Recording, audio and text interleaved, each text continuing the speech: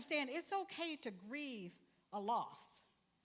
Some of us spend so much time trying to act like things didn't bother us, pretending that instead of allowing healing, we sit there and we try to act like it didn't hurt. Now, as a physician, like I said, I've got to teach you from where I stand.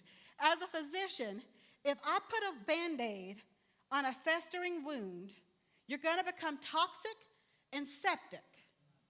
And you have run into some toxic, septic people in the walls of churches. Because what happens is we can't show up here and act like we're not in pain if we're in pain. There is no healing in that. The healing comes in being able to say, I'm wounded. I need healing.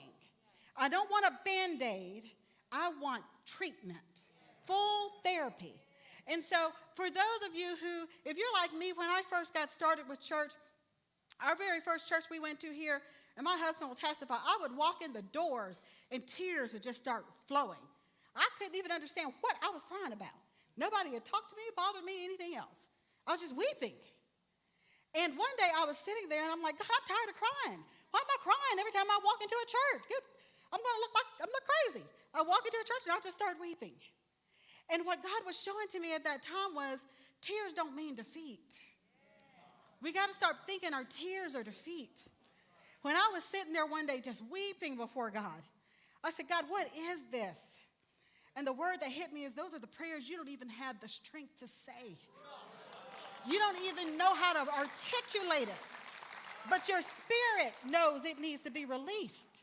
And unless it's released, there is no healing. So that's the very first thing I want you to see in that passage we just looked at 1 Samuel 33 through 4, is that it says David wept and his men wept till they had no strength left. Sometimes we got to be willing to just come to God empty. Not trying to say, well, God, I'm not mad at you. If you're mad, say it. It's not like he doesn't already know. Get it out. You can't heal any kind of relationship that you're going to lie in. You've got to have truth, and you've got to be willing to just let it go.